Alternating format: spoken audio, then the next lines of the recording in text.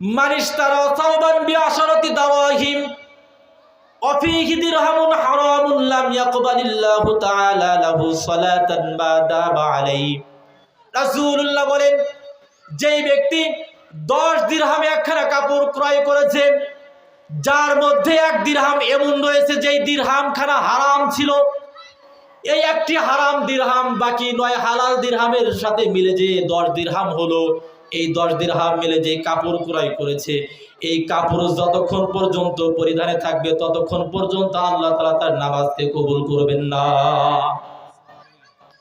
এজন্য আসুন আমরা এখনই প্রতিজ্ঞা করি, আমরা আর কখনো হারাম উপার্জন করব না, হারাম উপার্জন করব না, হারাম খাবো না, নিজেরাও হারাম উপার্জন করব না, সন্তানদেরকেও হারাম উপার্জনের প্রতি উদ্বুদ্ধ করব না, নিজেরাও হারাম খাবো না, সন্তানদেরকেও হারাম খাওয়াবো না। কারণ হলো কি, মা বাবা যদি হারাম খায়, হারাম উপার্জন করে, এর একটা প্রভাব বাচ্চার উপর পড়বে, এটাই স্বাভাবিক।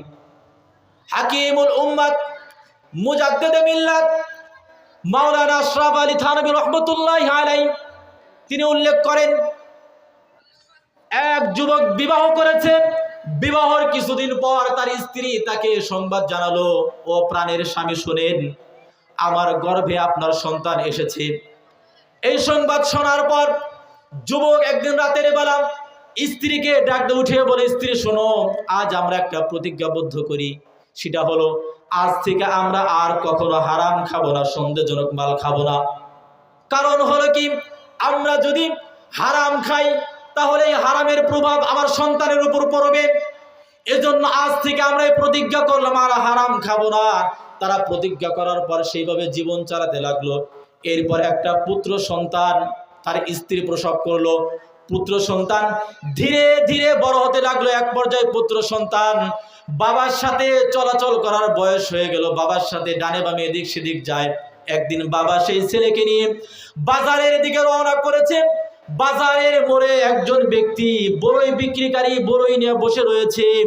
সেই বড়ই নিয়ে বসে রয়েছে, সন্তানকে যখন হাতে হাতে ধরে বাজারে নিয়ে গিয়েছে, ওই মোড়ে যেই ব্যক্তি বড়ই বিক্রি করতেছিল তার ঝুড়ি থেকে তাকে না বলে থাবা দিয়ে একটি বড়ই নিয়ে খেয়ে ফেলেছে। তখন সেই লোকটি ছেলের এই কাণ্ড দেখে হতবাক হয়েছে, আমার ছেলে কাজ কেন করলো। সে ডাইরেক্ট বাড়িতে ঘুরে এসে স্ত্রীকে বলল, প্রাণের স্ত্রী সত্য করে বলবে, আমার এই ছেলে পেটে থাকা অবস্থায় তুমি এমন কোনো অপরাধ করেছিলে কিনা, যে অপরাধের কারণে আজ আমার বাচ্চা বাজারে গিয়ে বড়ই বিক্রিকারীকে না বলে একটি বড়ই তার ঝুড়ি থেকে থাবা দিয়ে নিয়ে খেয়ে ফেলেছে। এবার স্ত্রী বলছে, শোনেন, আমার জানা মতে আমি কোনো অপরাধ করিনি, তবে হ্যাঁ একটি কথা মনে পড়ে, সেটা হলো আপনার এই সন্তান যখন আমার পেটে ছিল তখন আমি আমার এই উঠান দিয়ে পাইচারি করতেছিলাম, কিন্তু পাশের বাড়ি একটা বড়ই গাছ আছে, আপনি তো জানেন, ওই বড়ই গাছের একটি ডাল আমার বাড়ির উঠানের দিকে আছে, আমি নিজের অজান্তেই একটি বড়ই ছিঁড়ে খেয়ে ফেলেছিলাম। আজও পর্যন্ত সেই বড়ইর মালিককে বলি নাই, এজন্যই বোধহয় আমার ছেলে আজ বাজারে গিয়ে বড়ই বিক্রিকারীকে না বলে এই কাজ করেছে। এজন্যই তো এই কাজ করেছে, কারণ আমি যেই বড়ইটি খাইছি আমি আজও পর্যন্ত সেই বড়ইর মালিককে বলি নেই। এর একটা প্রভাব আমার সন্তানের উপর পড়েছে, এই জন্য আজ আমার ছেলে বাজারে এই কাণ্ড ঘটিয়েছে।